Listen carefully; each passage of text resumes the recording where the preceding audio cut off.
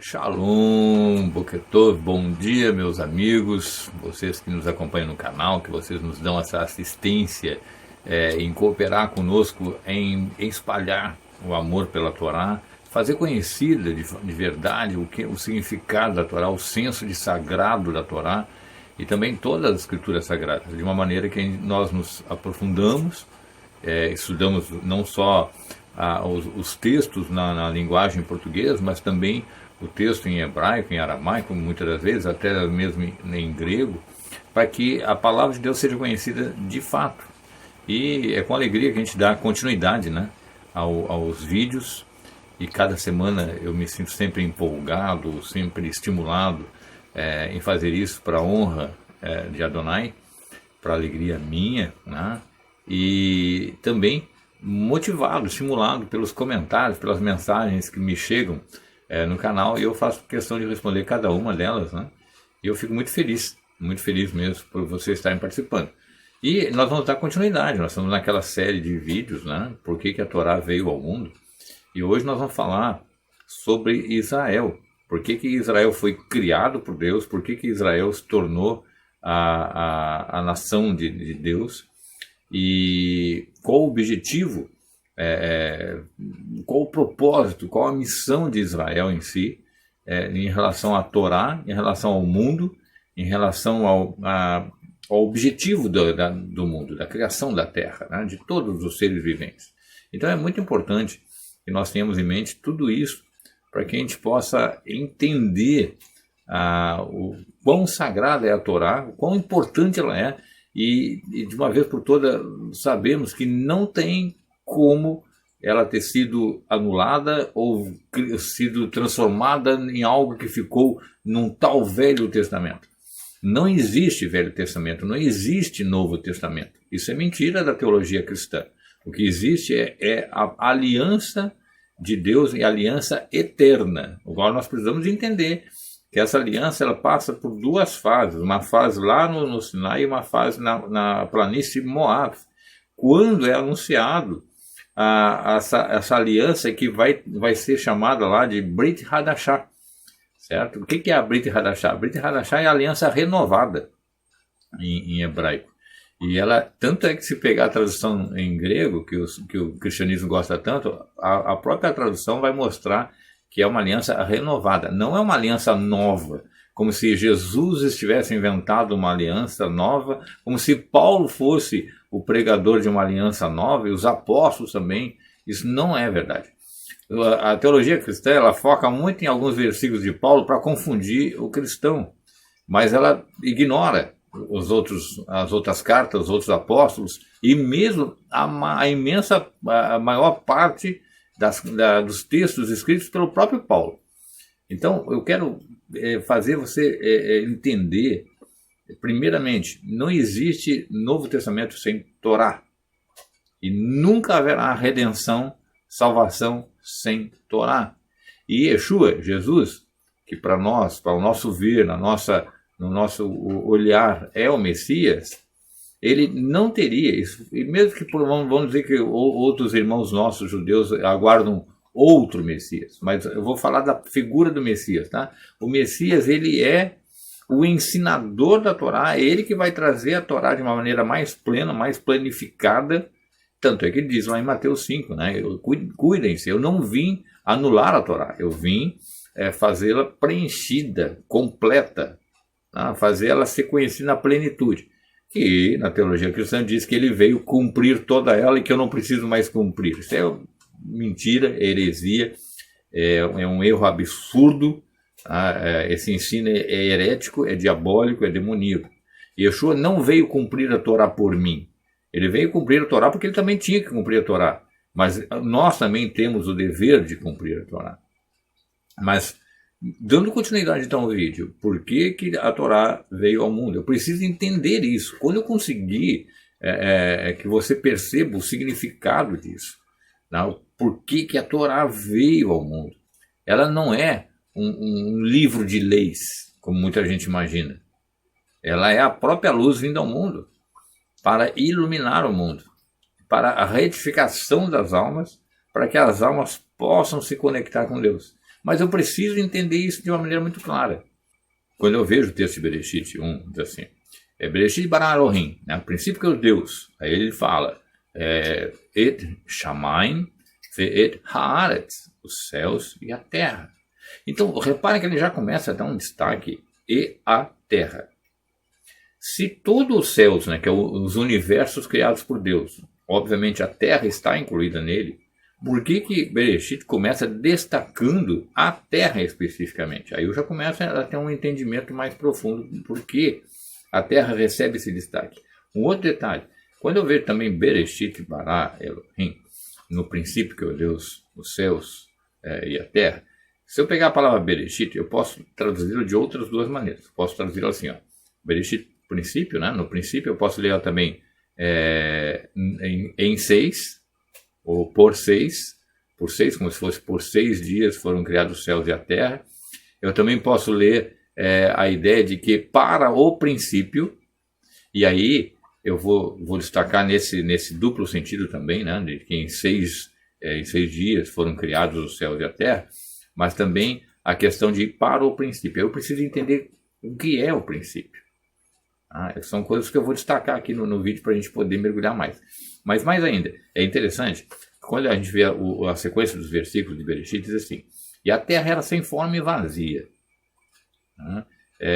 O que ele quer dizer com isso? E havia trevas sobre a face do abismo. Rocher e Terron, abismo, Terron. Gente, olha só, comece a mergulhar na beleza da palavra.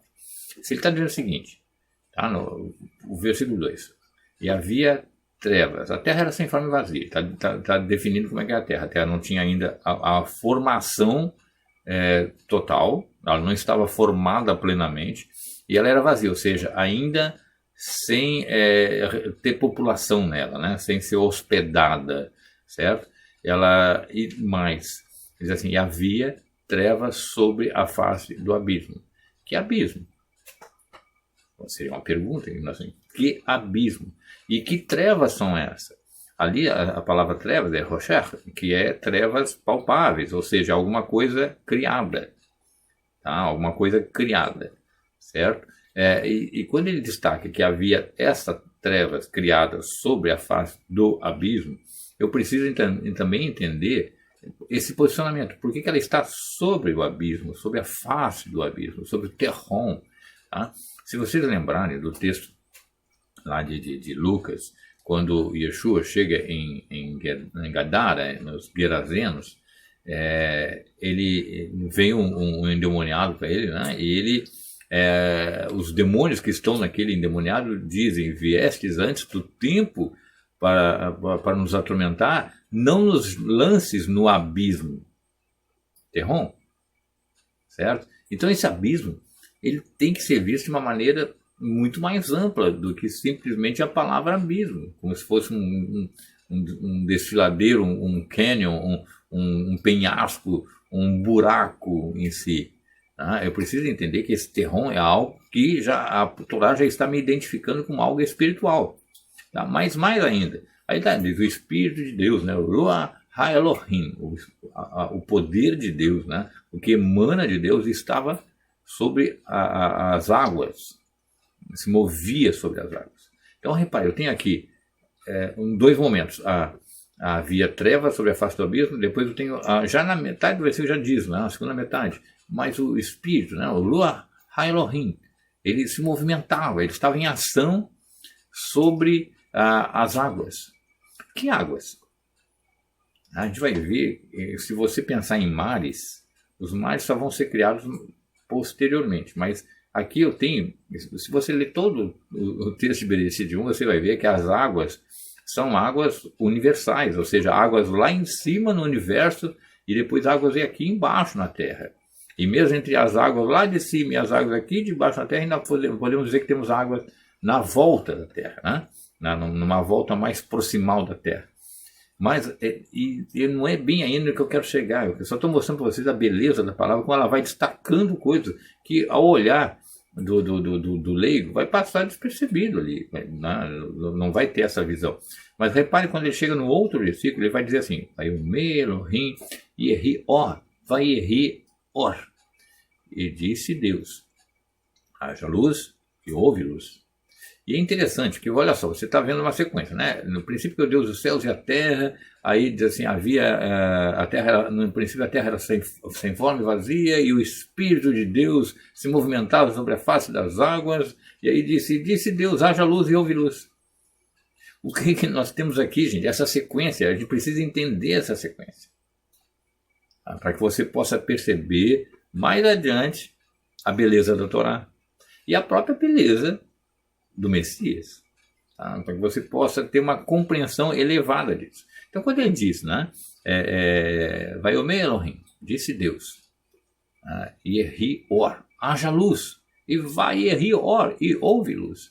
Então, esse Yehi, esse verbo haver e houve, ele está num tempo continuado, tá? Então, é como se a luz foi criada, mas não que ela parou de existir, ela continuou a sua existência, né? Então, ele houve luz e a luz continuou existindo. Essa é a ideia do texto, tá? Repare que a única vez que a gente vê isso em Bereshit, ali, nesse capítulo 1. Então, eu tenho a introdução da luz aqui nesse processo de criação. Então, olha só, olha o gancho. Você tem, havia trevas sobre a face do abismo. Tá? E aí, eu tenho Deus dizendo, haja luz. Eu tenho trevas e tenho Deus dizendo, haja luz. Repito, eu tenho trevas sobre o abismo, Terron, né? E ele diz, haja luz e houve luz. E essa luz, aí reparem que o próprio texto vai dizer que essa luz, ela servia para iluminar a terra. E foi dado a capacidade, então, de criar a sensação do dia e da noite só por causa dessa luz. Mas essa luz não é o sol nem é a lua. Que a gente vai ver que a formação deles, o posicionamento deles vai ser lá no quarto dia. E aí, eu vou entender que essa luz era uma luz primordial. Essa luz que iluminava a terra. Quando eu vou ver os textos de Bereshit, e mesmo os textos proféticos, eu vou ver que no futuro não haverá necessidade de sol nem de lua. Por quê? Por um dos motivos, né? A própria presença de Adonai iluminará a terra. A própria presença de Deus iluminará a terra. Então, eu vou puxar outro gancho, certo? Então, essa luz primordial de haja luz e houve luz é a luz criadora e a luz que vai integrar toda a criação. Onde que eu quero chegar? Eu quero mostrar para você que no momento em que a luz foi, ela surgiu, né? Haja luz e houve luz, ela passou a ser como vou dizer, o instrumento criador de tudo que vem na sequência. E essa luz, por ser ela permanente, eu falei que ela está num estado contínuo, né, num tempo contínuo, essa luz vai integrar toda a criação. Onde eu quero chegar com isso? Você tem essa luz em você mesmo, uma fagulha dessa luz. Toda a criação, os animais, as plantas, os minerais, tudo tem a fagulha dessa luz. Tudo que foi criado, toda a existência, toda a criação tem essa luz em si. E ela é contínua. Então ela está dentro de mim, ela está dentro de você que está me assistindo, ela está dentro de cada elemento criado na natureza.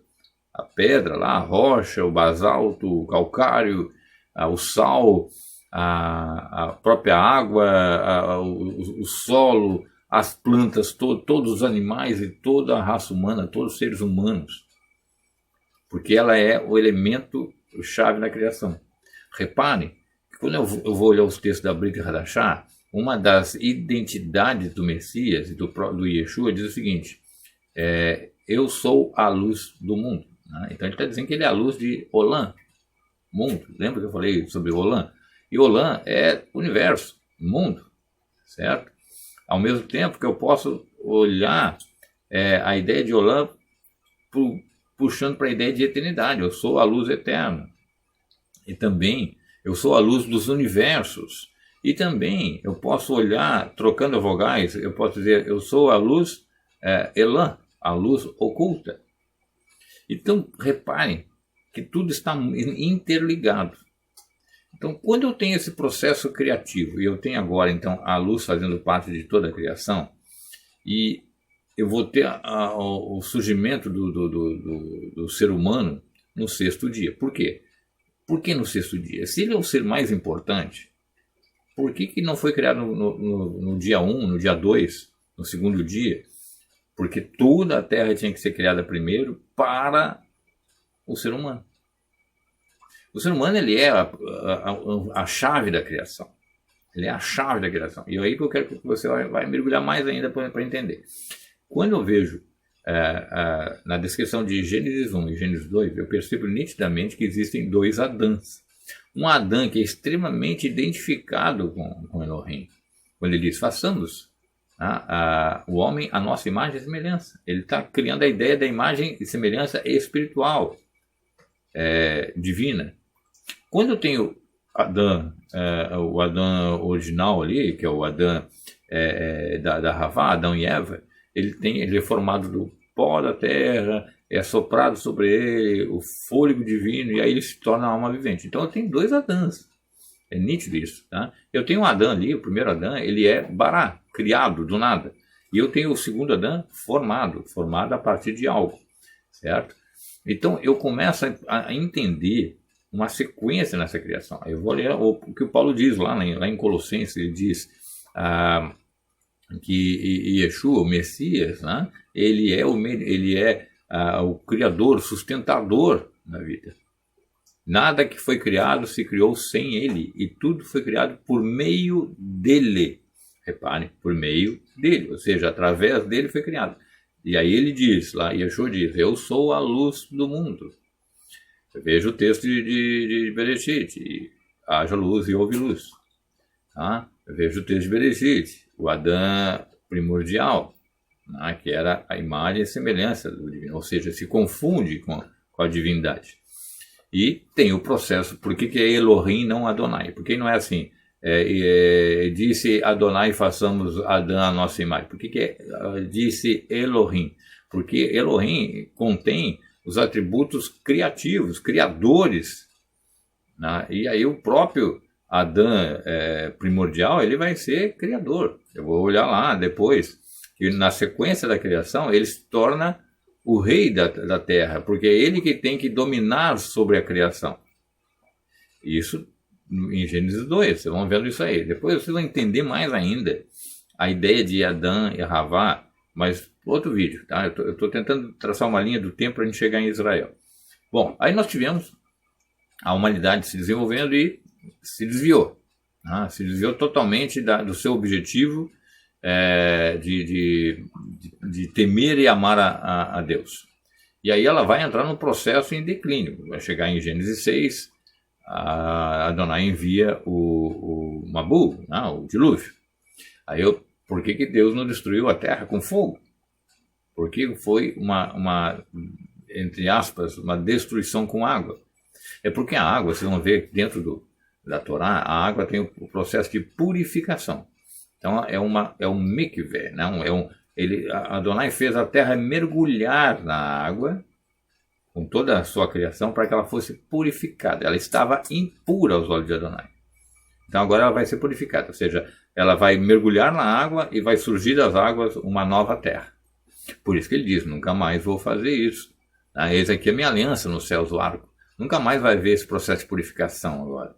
Ela já foi purificada nesse processo. Agora existe um julgamento, e depois desse julgamento, aí sim, eu vou ter uma terra totalmente purificada. O que restar da criação, o restar da humanidade será totalmente purificado.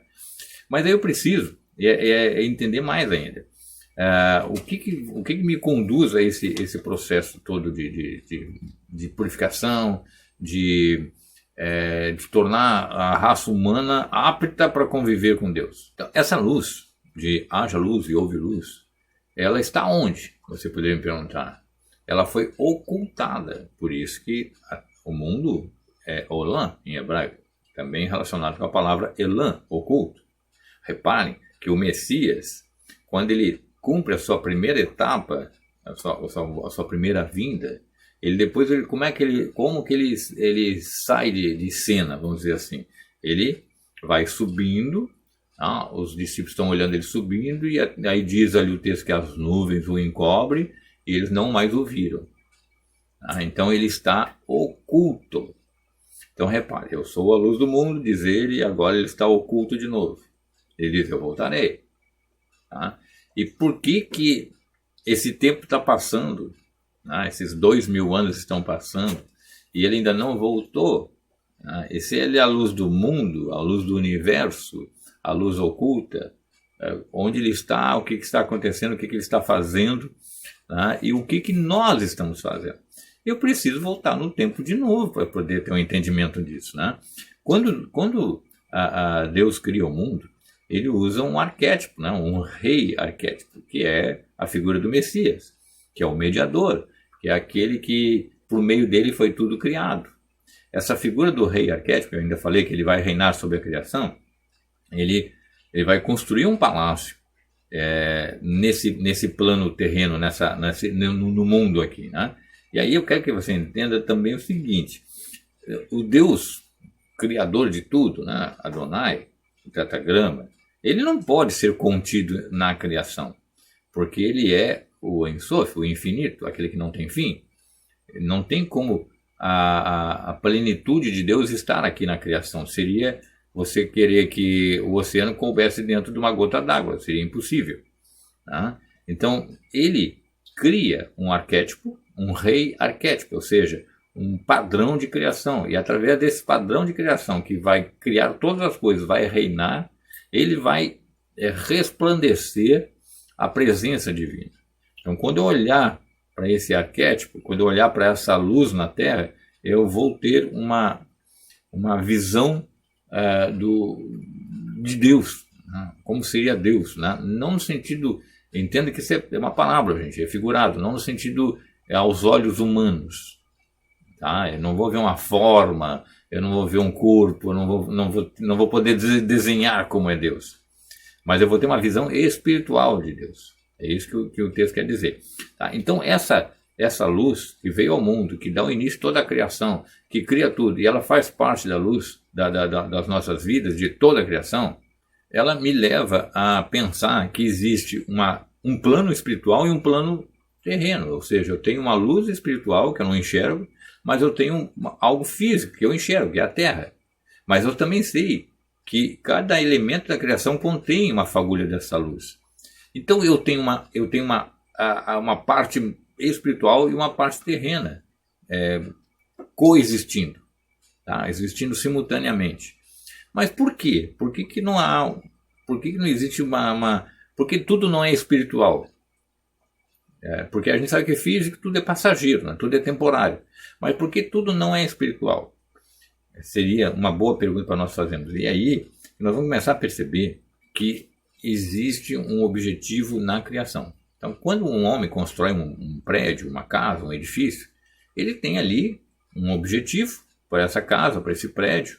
Ele tem os detalhes dessa construção, como será e qual o seu objetivo final. E ele tem um construtor, certo? Então, eu quero fazer uma casa. Então, eu contrato um construtor, estabeleço para ele o projeto dessa casa, e com o objetivo de que eu quero morar nessa casa. Então, Adonai estabelece um construtor, que é o Messias, o mediador, o criador, o rei arquétipo, que vai criar toda a criação, que é o palácio do grande rei, que é o palácio de Adonai. Certo? Então a terra ela foi criada, por isso está destacada lá em Gênesis 1, para ser a morada de Deus. E agora as coisas vão começar a ficar mais claras. Repare o seguinte: se ele vai morar na terra, entenda que não é numa forma humana, mas uma revelação de Deus à humanidade, à criação. Certo? Porque não dá para colocar no finito o infinito, não dá para colocar aqui na terra o Deus eterno. Não, porque ele não tem fim, ele não tem princípio nem fim, ele é eterno e não tem dimensão, não tem tamanho, só acontece no mundo físico. Então, se essa terra é construída pelo rei arquétipo para ser a morada do grande Deus, o que está faltando para ele morar aqui? Outra pergunta espiritual. Essa terra precisa passar por uma transformação. Então, aí Adonai vai começar a estabelecer esse processo de transformação da terra, de toda a criação e, sobretudo, do ser humano, para que ele venha morar na terra. E aí começa como? Então, nós já vimos ali que em Gênesis 6 nós tivemos a purificação, né? O grande mikve, que é a água que cobriu a terra. Aí nós vamos ter a terra emergindo. De Noa vai surgir 3 filhos, né? E um deles é Shem, que em hebraico significa nome, dando já a direta, né? a bênção profética de que a partir dele será invocado o nome de Adonai. E o que significa invocar? Não é simplesmente falar o nome de Adonai. Invocar é trazer o nome de Adonai para a terra. E na sequência de Shem, nós vamos ter lá Avraham. Avraham, depois de Isaac, depois de Yaakov. E depois de Yaakov, as 12 tribos. E Avraham, Isaac e Yaakov, eles vão ter uma característica muito interessante. Eu quero que vocês percebam, gente, olha só. Foram três patriarcas. Tá?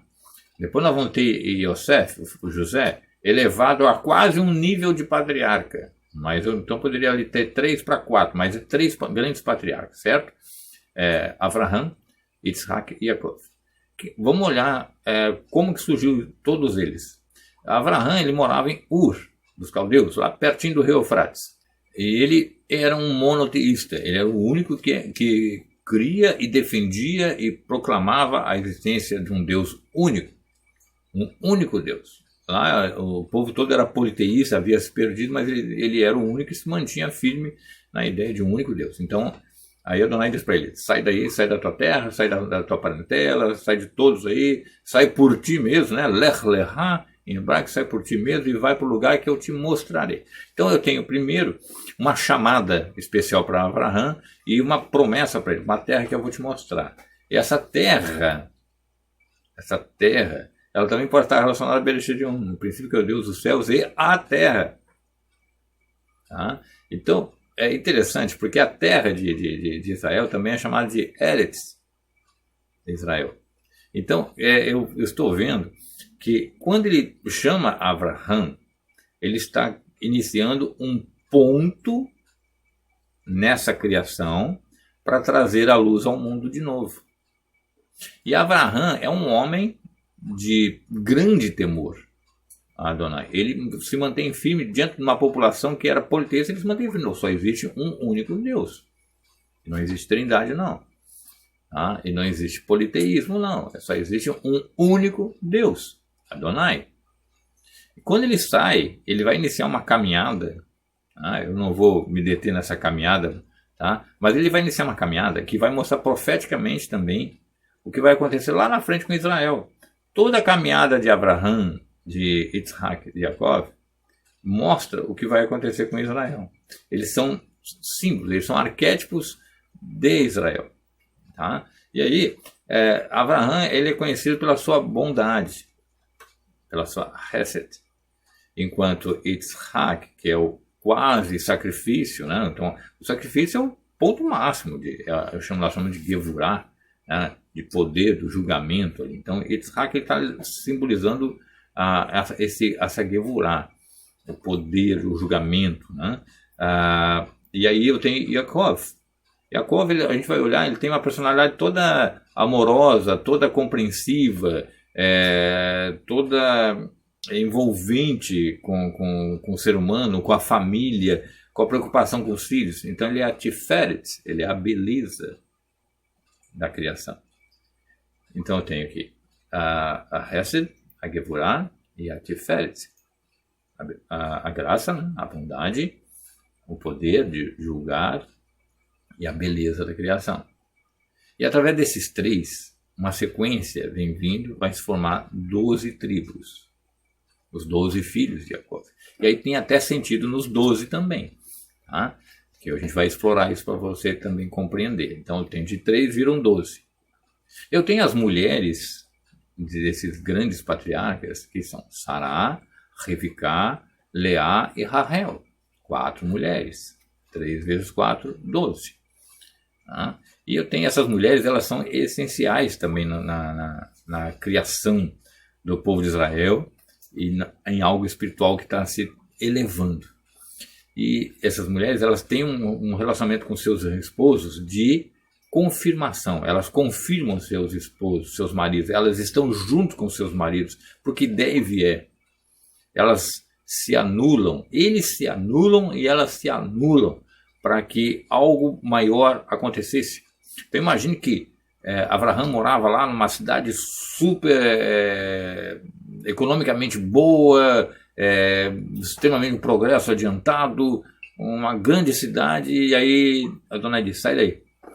E a Sará vai com ele. Ela não questiona o marido, ela vai com ele. Quando temos Yitzhak, Abraão diz, olha, eu quero uma esposa para o meu filho, e essa minha esposa não pode ser cananita, ela tem que ser da nossa descendência. Por quê? Porque ele está mantendo a linhagem, gente, mantendo a linhagem. Isso é espiritual, não é físico, não é uma escolha. Eu não queria que casasse com um brasileiro, ou com um argentino, ou com um japonês, não tem nada a ver com isso. É a questão espiritual que está em jogo ali. Então vai encontrar a Rivká. Quando a Rivká, né, a Rebeca, vem para Yitzhak, a gente vai ter uma outra lição ali também, não vamos me deter aqui, mas a Rivká também é uma mulher gigante. Ela vai ser a soma de poderes ali com Yitzhak. Ela vai dar uma delineada nessa linha espiritual. E aí nós vamos ter Yaakov, que precisa ir para morar, acontece um monte de coisa ali que você sabe, né? Dele pegar a bênção da primogenitura, pegar a bênção do pai, né? E depois no final tem que ir para Rivká mesmo, né? Vai lá e vai para meus parentes, né? Ele vai trabalhar lá com Lavan, e Lavan não era um homem bom, era um homem um ser oportunista, um homem hipócrita, um homem que usurpava, né? Um explorador, um enganador. E aí Jacob vai ter que trabalhar para Rahel e Leá 14 anos, 7 e 7, né? Ele vai ter que trabalhar 7 anos para o Rahel, mas é enganado, ele é dado Leá para ele. Ele vai ter que trabalhar mais 7 pela Rahel e vai completar ainda mais um ciclo, fechando 20 anos de trabalho com Lavan, até que ele sai de Lavan. Então, tudo isso, gente, está mostrando o quê? Está sendo produzido, vamos dizer assim, fabricado em Israel. Yaakov teve que ir para Lavan, porque Lavan representa o mundano. E Yaakov teve que ir para o meio do mundano para mostrar a sua luz, a sua integridade. Então tudo foi escolhido de maneira espiritual. Então quando ele está lá no mundano, é onde ele vai ser mais testado, mais provado. Agora, guarde isso que eu vou dizer para você. A perfeita luz brilha na escuridão. Então, ele precisou passar pela escuridão para que a luz dele brilhasse. E quando completou o ciclo de 20 anos, e aí é um número também profético para depois a gente analisar, ele vai sair do mundano e vai em direção ao que será a terra prometida. Claro que vão ter outras experiências no meio do caminho, mas o mais importante é que você veja que Deus o enviou ao mundanismo, ou seja, ao mundano, ao material, à fisicalidade. Ele teve que ir ali ralar, trabalhar para ter as suas 2 esposas, ele teve que trabalhar ali para manter o seu sustento, até se tornar um homem rico. E aí quando ele se tornou um homem rico, ele não ficou com Lavan.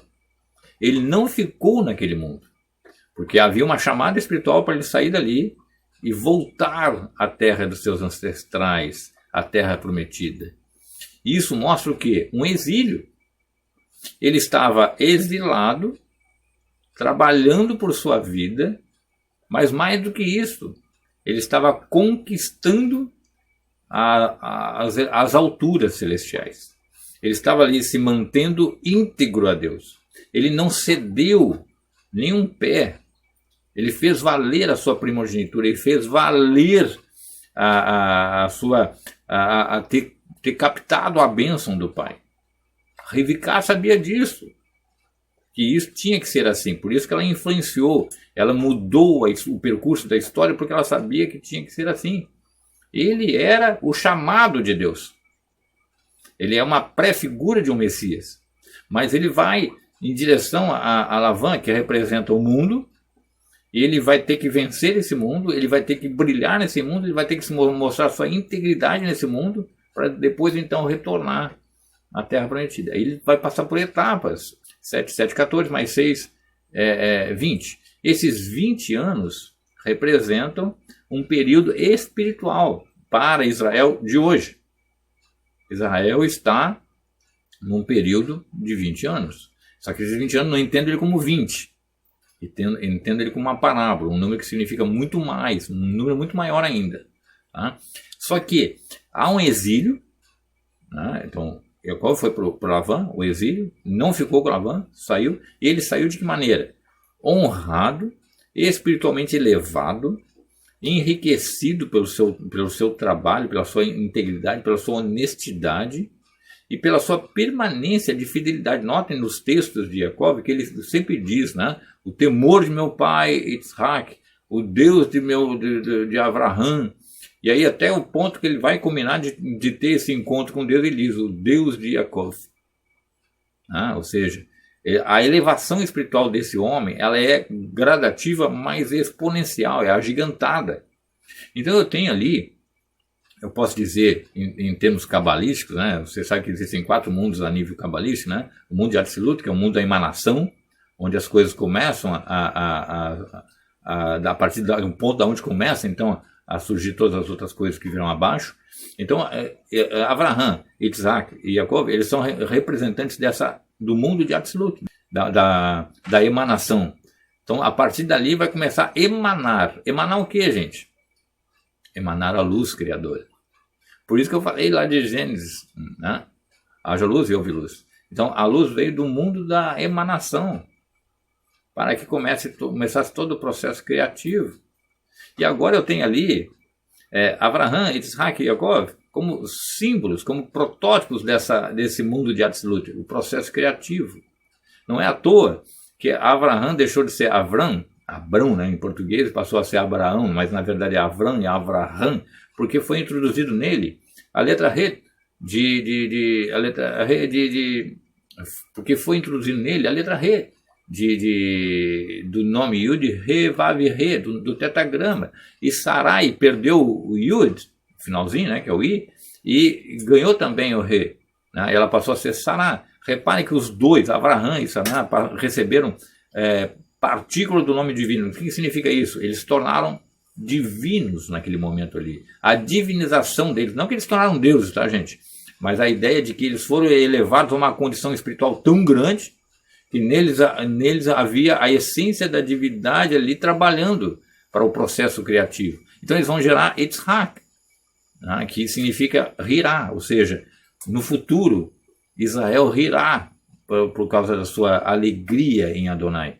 E aí eu vou ter Yaakov, que significa calcanhar, mas vocês percebem que naquela luta com o anjo ele é elevado à condição de Israel, que significa príncipe de Deus. Então ele sai da altura do chão e vai elevado a Israel, a príncipe de Deus. E aí toda essa sequência me conduz então à formação das 12 tribos. Cada nome de tribo ali tem um significado espiritual. Não pensem que é apenas um nome que as mulheres deram por causa de que nome que eu vou dar para o meu filho. Não, nada disso. É uma bênção profética que vai acontecer com cada um. Cada um deles vai trazer uma peça do quebra-cabeça que será Israel, com o inteiro Israel. Tá? E aí o que eu vejo ainda mais? Esses 12 filhos, eles vão passar também por experiências espirituais.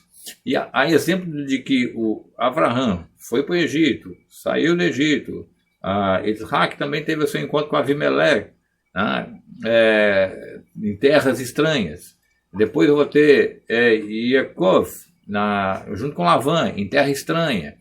E depois eu vou ter as 12 tribos indo para o Egito, em terra estranha. Por que essa sequência de idas em terras estranhas? Por que eles não foram criados o tempo todo ali na Terra Prometida? Porque eles precisavam passar por essa experiência, porque eles são luz. Reparem nisso. Em Israel está a luz. Por isso que Yeshua diz aos seus discípulos, representando a totalidade de Israel: vocês são luz do mundo. Brilhe a vossa luz diante de todos, para que todos os homens vejam a vossa luz. Então, ele está falando, não é com a igreja não, gente, ele está falando com os discípulos que são judeus e que são representativos das 12 tribos de Israel, por isso são 12. Tá? E aí você vai perceber que eles são levados para uma escuridão, tá? Cada lugar desse que eles passaram é uma escuridão, para que a luz deles brilhasse. E em todo lugar que eles brilham, eles vão retificar aquele local. Vocês vão ver que vão ter mudanças físico-espirituais naqueles locais. Tá? Depois eu vou me deter mais nesses detalhes. Mas percebam que quando, esse você vai achar interessante, quando Yaakov está ainda com Labã, e é feito aquele acordo de tais animais são teus e tais são meus, tá? O que Yaakov fez que ao olhar do leigo não tem explicação? Ele vai lá, pega lá castanheiras, álamos, né? e faz riscas, né? nesses galhos, né? E coloca de frente dos coxos, os animais vão lá tomar água lá, comer, e olham para aquelas riscas lá, e eles reproduzem fazendo aquilo que era a intenção de Yaakov. Os animais que ele desejava aconteceram, surgiram, né?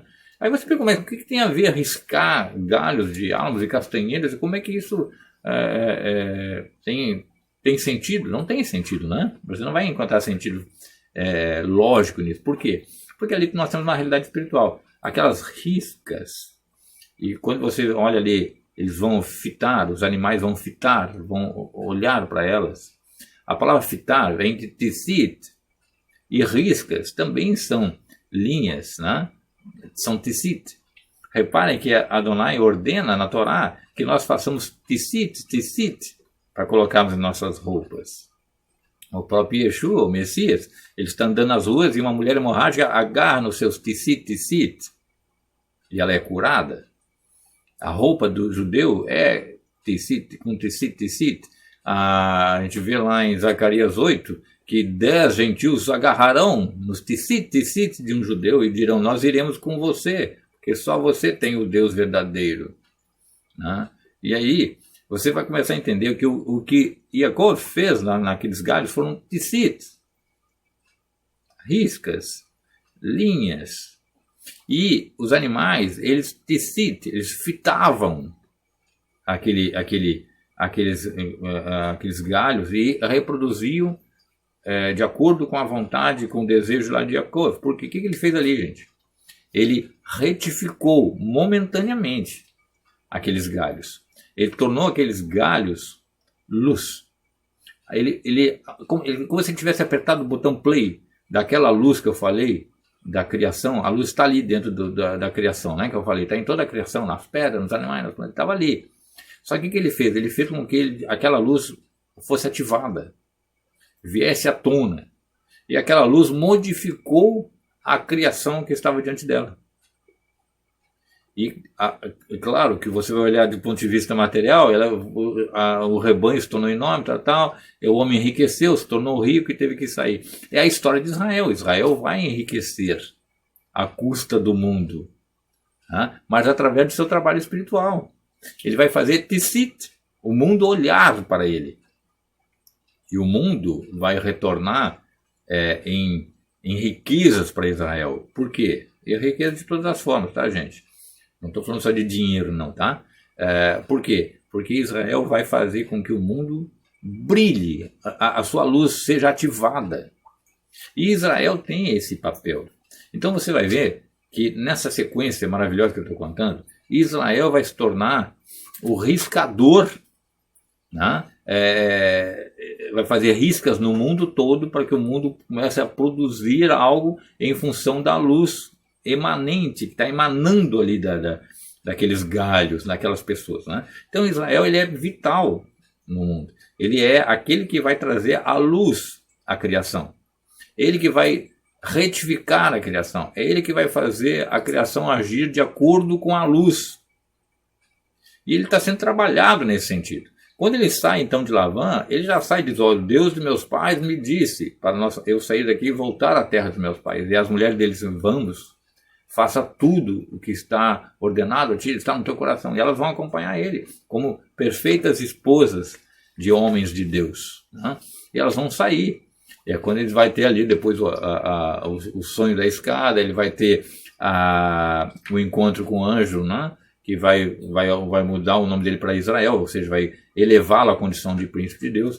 E aí nós temos toda uma sequência que vai mostrar que a luz está chegando à Terra, essa luz inicial, está chegando à Terra através desses homens, que ela vai se multiplicar pelo povo judeu e que há de ser a luz do mundo, que vai fazer o mundo ser atraído para essa luz. E a gente vai ver, né? Eu falei no vídeo inteiro, Torá, né? Torá é Or no meio, certo? Torá. Or é luz. A Torá, ela é a luz que virá ao mundo para que ilumine toda a criação e traga toda a criação para o princípio lá de Gênesis 1, para o momento da criação original.